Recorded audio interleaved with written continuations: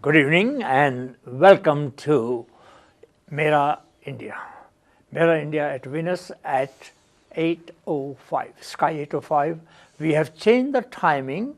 Other than being late at 9 o'clock, we are here before you at 8 o'clock, and we will continue at this prime time. So 8 o'clock is not very late, so you all can just switch on your television and watch us, telling you about what happened in India last month, what is going to happen next month.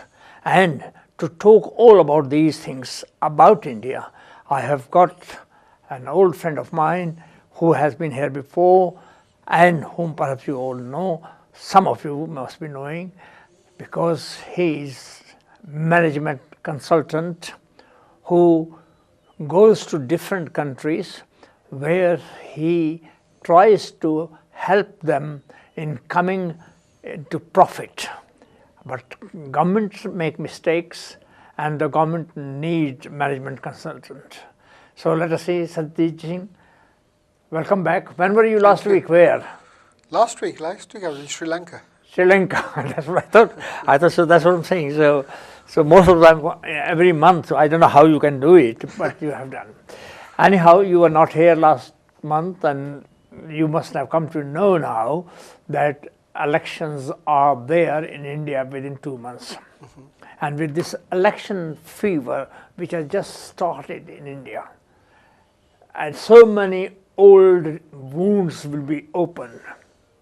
And the latest wound which has opened is what Rahul Gandhi said about 1984. Something which is always to my heart, and I have been watching it since 1984. I knew that before 1984, what should Indira Gandhi have done? But she did not do what I advised her at that time, and she has suffered because the person who advised her the most was the President of India, and his name was Gyani Zail Singh. Now, this is a history now, but this history is now again being dug up by whoever it is, because Rahul Gandhi said to the people that, oh, nothing happened in 1984, what happened worse was in 2002. Now, to my mind, it's a matter of shame, both the things, whether it is what happened in 1984 or what happened in 2002. The people of India, either they are not enlightened enough, or they think the government or the police cannot control the mob. When the mob gets berserk, instigated by anybody, especially by the political leaders, then that mob becomes infuriating volcano. That happened in 1984, that happened in 2002. Nobody could have stopped it. 1947, nobody could stop. More than 1 million people died there in 1947. But here, unfortunately, because of the way the Indian politics is working, this thing has come up again.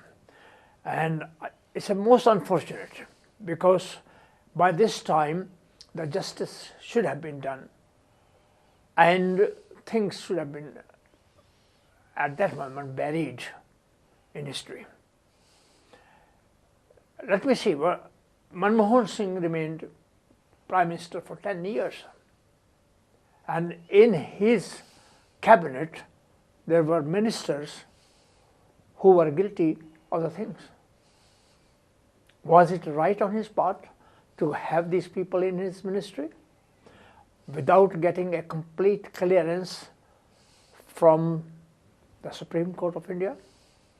Or do you think that he collaborated with the Congress to stay in power without caring for those people who were hurt, killed, injured in 1984? He could have easily made this mad thing an unfortunate incident of history, and Sikhs, generous as they are, mentally and physically, these people have been trying to forget what happened in 1984. Now, who is not letting them forget it are our politicians. That's one thing I want to discuss with you. Secondly, I want to discuss with you is about the state of Indian politics with the introduction of what you call Aam Aadmi Party. To my mind, you may disagree, Aam Aadmi Party is nothing but what Robert Waldra had said, making it a banana republic or Aam republic, mango republic. Because if political parties are not organized, or they still believe that going on hunger strike or going on dharna is politics, will it save Indian democracy? Isn't it a threat to Indian democracy that people go on hunger strike and governments bow down to them? Or people start thinking that these people who are doing hunger strike or anything, I think the whole thing goes back to Mahatma Gandhi's time. But Mahatma Gandhi was an entirely different person. Whereas these people who go on hunger strike and go thing, aren't they blackmailing the government of the day? So this is the second question. Let us see what you say. Well, let's start in reverse order, should we? Let me talk about the politics. Yeah. You're absolutely right. There are, well, India is in a peculiar position now. There are two main fronts, as you know, the NDA and the UPA. The UPA has been ruling, but there's always this third front which has been hovering around, and the third front composition keeps changing over a period of time. Yeah. The third front being anybody who is not in these two fronts, really. Then, of course, the joker in the pack becomes the Aam Aadmi Party. That's right. My own view of the Aam Aadmi Party is, maybe I'll be proven wrong, is that it not only came out of a protest movement, but hasn't outgrown that either. And I believe that over a period of time, it'll just fizzle out. But that doesn't mean that it doesn't have its own value. It has a value. It has a value in the sense it makes the changes that it might make in the other two main parties, the Congress and the BJP. I agree. So I think that's the value for me of the Aam Aadmi Party. I do not believe that they are able to present a coherent manifesto to say we will give everybody 700 liters a month of water, and we will give everybody a third of their electricity without knowing the basis of what it is. It's very populist and might win you short-term votes, but governance is another thing. That's why they say you always campaign in verse, but you govern in prose. And they still have to learn how to. They can't. They're already, here is the Chief Minister of Delhi sitting down in dharna.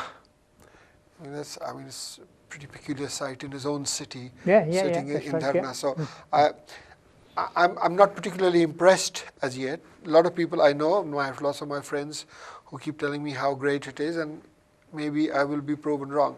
But whatever I've seen in the last month and a bit that they have been in power, nothing that they have done has convinced me that my initial assessment of them, that they are a protest movement, and that's what they ever will be. Yeah. Now, the only other thing you said was, dharnas aren't, but you and I have had this conversation when Anna Hazare was doing these dharnas, and you and I disagree at that time. Even then I thought dharna shouldn't be the thing, but you thought, well, as long as they probably bring down the government or get the government to heel. Now, this is the big problem. You see, when it starts off like that, these guys carry on, and sometimes it's difficult to rein them in.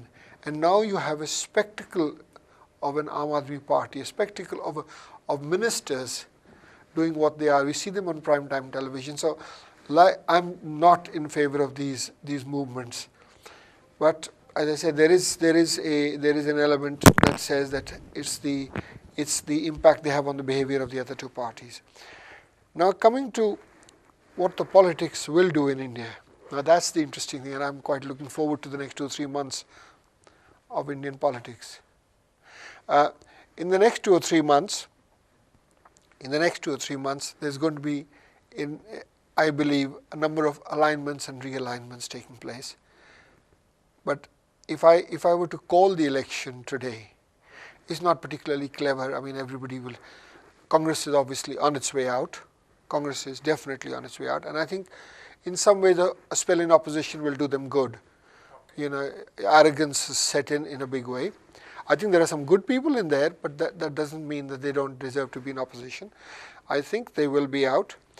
I do believe the BJP-led NDA will form the next government, but I think the one good thing, although I have my reservations about a number of their policies, but one good thing I do believe will happen is that unlike the present government, which had 20 odd partners, the BJP will dominate the coalition in a much bigger way.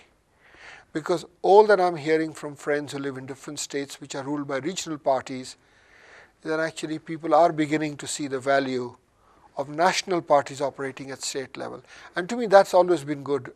You know, I firmly believe that India needs to have 2 main parties who have state units which are strong in each. So, you know, they even at the state level, they slug it out amongst the 2 main parties rather than the tail wagging the dog, as it is the case now, that, you know, so if you've got 5 MPs in a particular state, you know, you not only demand a cabinet post, but you demand to have a say on policy. So I do hope that whichever government comes in, and I suspect it will be a BJP-led government, that it is a stronger government than we've had in the last few years. Do you think Mr. Kejriwal, who is the leader of their party, our party, and when he got quite a substantial number of votes, second greatest, all those votes he took was from the Congress party. And Congress party was reduced to only 8 members. Now, Congress party played a shrewd trick in which they said, all right, we will help support you from outside, not a part of the government. And because we will support you from outside, so you do whatever you like, let us see what you do. And any time, within a month or 2 or 3, they can just take the rug out of them. To become power hungry just for this thing and having coalition with a very, very minor party at the time who has got only 8 votes, wouldn't it have been better if it was a question of national importance to them, or the question of making people realize that corruption is bad in the country, nepotism is bad in the country? So they could have said to BJP, let us, to both of us, you have got 60%, we have got 40%, so by 6 and 4, let us have a joint government in which you will have a prime minister, our will be a deputy prime minister, deputy chief minister, you have a chief minister, and in proportion to our votes, our candidate in the assembly, let us have the cabinet like that and try to do what is good for the country. Because at the moment, I don't know whether BJP has got that strict thinking in their mind that what the people want, a government without corruption, a government without nepotism, a government which works and should work. It would have been better for them to have a coalition with BJP and ask them to work according to their dictates. Then Congress would have been completely excluded. And the government of Delhi would have run for full 4 or 5 years. I think the first thing I will say to you is, as they say about democracy, they said it does not matter who you vote for, the government always gets in. And the fact of the matter is, for all the high-minded idealism of whether it's the Aam Aadmi Party or indeed any party, everyone is there to gain power. So let's take that as a given, So idealism is all very well. What you're talking about is an ideal situation. But politics is the art of the possible. Whoever can get away, they knew they could get away with being chief minister this way. That's the way they do it. So, I mean, maybe it's a bit cynical that power is the only thing driving them, but I do believe it is, that power is the only thing driving them. And from the Congress's point of view, this is a better solution than being part of that government. If they had formed a coalition, they would have been tarred with all the things that the Aam Aadmi Party is doing. Today they can say, for the sake of Delhi, we will offer you a support, okay, and not have the image problems that the Aam Aadmi Party is having rubbing off on them. As far as nepotism and corruption is concerned, I would love to be convinced that one or the other party will change it. There are only degrees. There are only degrees in there. Corruption is steeped in Indian. Exactly. And Indian police, for example, Delhi police is one of the most corrupt police. They all are. We all know that. We have experienced it also. But now, if instead of Kejriwal only, if there had been a BJP government in coalition with that, they could have got corruption removed from Delhi at least. But because the BJP, the main party, is out of it, the government, the people, and the police especially is exploiting the whole situation. I'm not sure I necessarily agree with you that just because the two of them came together, the corruption would be finished. I think corruption is endemic as human beings in India we are, whether we like to admit it or we don't like to admit it. So it doesn't matter which party label we have, we are all corrupt. I tar them all with the same brush in that sense. So I'm not sure just because one coalition took on rather than another that it is not that. I give you some small examples. The corruption in Delhi. One of the powerhouse in South India, Rokhla, the government gave 300 million pounds for that powerhouse, which was owned by Ambani or other somebody. And this remained for 1 year in a non-working situation. And the government still kept on giving the money. And indirectly, that money went to the ministers of the government. Because every month, the powerhouse people used to donate to the government. Now, this sort of corruption is more a politically inspired one. But what difference would it make if there's another party? It would have, instead of going to one minister, it would have gone to another minister. I think that's the point I'm making. You feel that one is better than the other. And I think that one's policies, now there are two different things. One is the policies of a government, and one is fundamentally what sort of people. Yeah, I think fundamentally as people, there's no difference between all of them. That's my personal view. They're all good or as corrupt or non-corrupt as the other. Where the distinctions between the three different parties lies, but in the main I will take the two because I think they're the two serious parties, are differences in policy. And where there are differences in policy, you say, I agree with this policy or I don't agree with policy, so you vote accordingly. I'm not sure there is anything to choose in terms of personal integrity between one party or another. Well, I'll give you an example. Manmohan Singh, can you call him corrupt? No. No, but there are personally.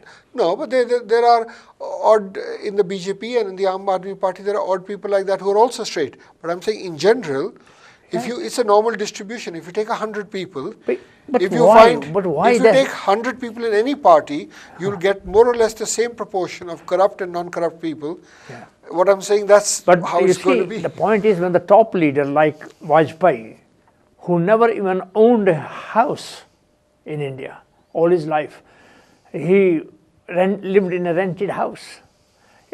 Nobody can say personally that Vajpayee took any advantage.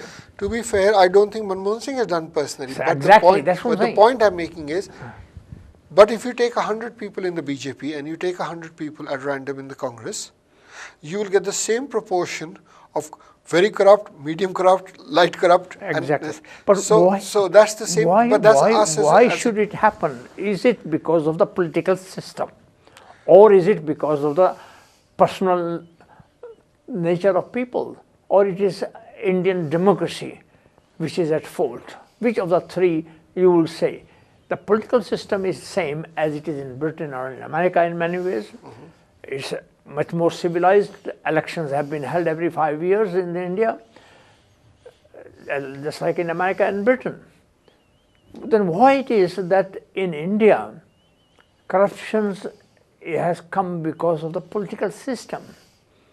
Can it be in some way curtailed? Because you know all other countries where there's not that much of corruption. Well, there are two other countries in the region where there have been regular elections right through. Surprisingly, Bangladesh, for all the problems, they always have elections, and Sri Lanka. But do you think there's any less corruption there? Yes, there no, isn't. Bangladesh has got corruption. But they have democracy every 5 years. They have education there. Bengalis are quite well educated by comparison. The social indicators are good. But there is something endemic. I hate to say this, in the way we are, genetic or otherwise, I don't know, that region is probably one of the most corrupt parts of the world. But I will take to this another extent. In India, most of the laws, and if I tell you that the Criminal Act of India was formed by the British somewhere in the 19th century. And 99% of that is still there. Only 1% in the last 60 years, various governments have tried to amend it.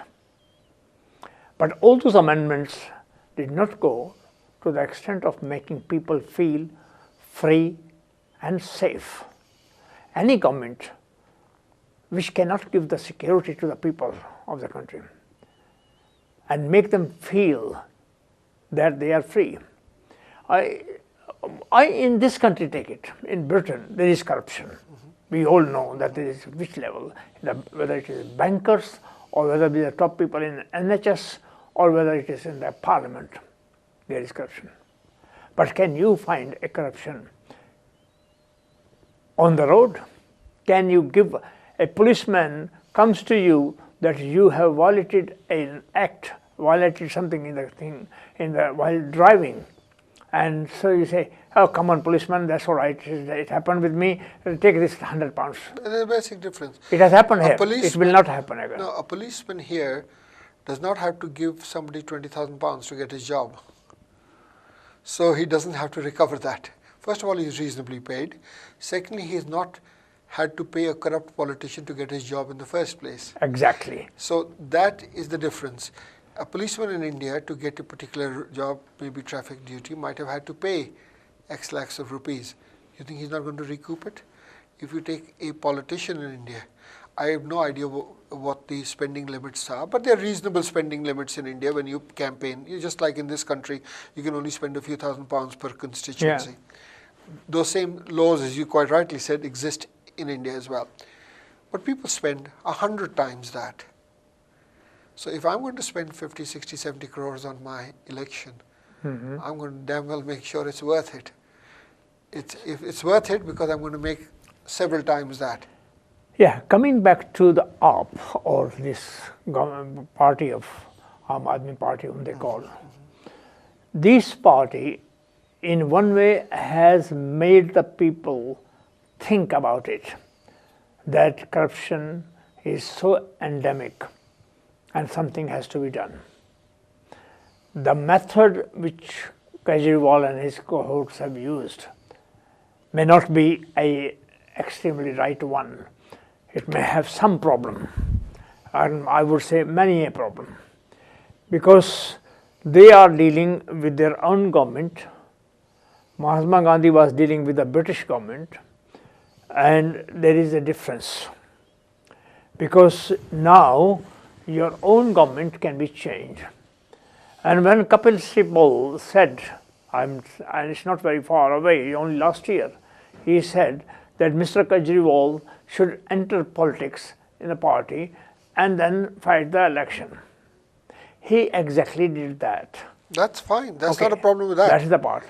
Now, he himself, when he is in power, he is not using his power to rectify the mistakes of the previous government or even the system. He could have easily introduced something which everybody would have liked. What he did was, all right, water will be free, electricity will be cut half, without doing any auditing, without doing any management consulting work. How can you run a government when you are giving subsidies after subsidies, and the government will become bankrupt? The country will become bankrupt in no time. Well, I think there's a wider issue about subsidies, if I can just touch on it. There's been a problem for the last 65 years in India that we've given far too much subsidies to all sorts of sectors, and I think I think we have wasted 65 years. I agree with you. So therefore, on subsidies, you and I are the same. We had a break for a minute, okay, and we'll have a cup of tea. So you also have a cup of tea. I'll see you again after a minute or two.